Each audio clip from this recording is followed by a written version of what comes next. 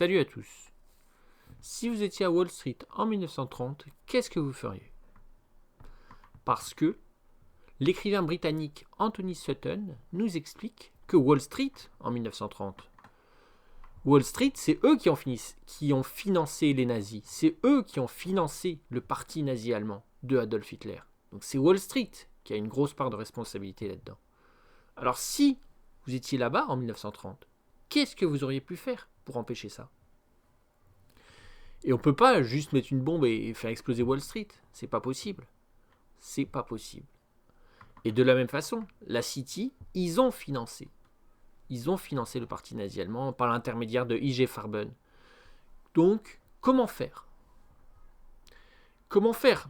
Voilà, votre adversaire est une grosse institution intouchable. Voilà, vous pouvez pas tout détruire, tu vois, c'est pas possible. Donc, comment faire? Quelle solution existe-t-il? Quelle solution alternative? Quel recours? Voilà. Si la violence est impossible, quel est votre recours? Et c'est ça qu'on va essayer de voir dans cette vidéo.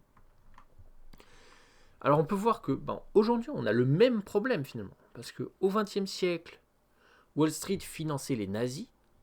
Et au XXIe siècle, on a l'ONU qui finance quelque part indirectement les terroristes. Donc c'est involontaire, mais quand même. Donc on a le même problème qu'au siècle dernier. Et on n'a pas forcément trouvé de solution. Donc c'est ça toute la difficulté. Quelle solution quand c'est une grosse institution intouchable qui nous fait des misères? Voilà. Et on le voit. Voilà, il y a des gens qui ont des voitures neuves, etc. Alors que ils sont plutôt liés au terrorisme. Donc, comment lutter contre ça? Quand l'ONU file des voitures, des moyens de transport, donc c'est stratégique, quand l'ONU file des moyens de transport à des terroristes, comment lutter? Comment lutter? C'est ça la question. Première chose, c'est déjà qu'ils assument cette part de responsabilité. Ils ont une part de responsabilité, il faut qu'ils assument. Et deuxième chose, c'est qu'on peut malgré tout, faire des actes symboliques. C'est-à-dire, par exemple, mettre une grande banderole sur le mur des lamentations, parce que le mur des lamentations, c'est un endroit très symbolique. Mettre une grande banderole, et pour manifester notre mécontentement. Voilà. Ou bien faire une grande manifestation sur une place très connue, etc. Donc voilà, tout ce qui peut être des actes symboliques, c'est ça qui va permettre de lutter finalement contre les institutions intouchables. Voilà, parce qu'il y a des institutions qui sont intouchables, mais si on critique de façon visible, voilà, c'est une façon de lutter. Voilà, puisqu'on ne peut pas recourir à la violence, mais ce qu'on peut faire, c'est critiquer. Voilà. Donc voilà, un acte symbolique, c'est quelque chose qui va fédérer un peuple. Voilà, c'est une opinion qui va persister dans le temps. C'est-à-dire que c'est pas une petite, des petits mots.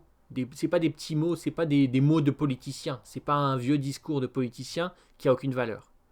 Là, un acte symbolique, c'est quelque chose finalement qui fait un peu l'unanimité, qui est un peu consensuel et qui va avoir de la valeur. Voilà. À l'international, ça va impacter l'opinion publique mondiale. Donc c'est ça qu'il faut faire. Si on ne peut pas recourir à la violence, on peut malgré tout faire des actes symboliques, mettre des grandes banderoles, faire des manifestations dans des lieux très connus et voilà, forts en valeur historique. Voilà. Donc c'est ça. Il existe des solutions. C'est pas la violence la solution. La solution, c'est les actes symboliques. Donc c'est ça qu'on aurait pu faire en 1930 finalement.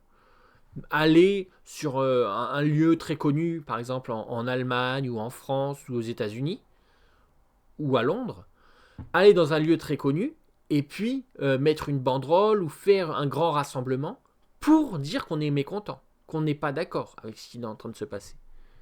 Donc tout simplement. Donc voilà, il y a toujours un recours, il y a toujours une solution, même quand la violence n'est pas une option, parce que parfois la violence n'est pas une option, même quand la violence n'est pas une option, ben vous avez des moyens d'agir. Donc ça, c'est rassurant, ça donne de l'espoir. J'espère que vous avez apprécié, et je vous dis à la prochaine. Salut!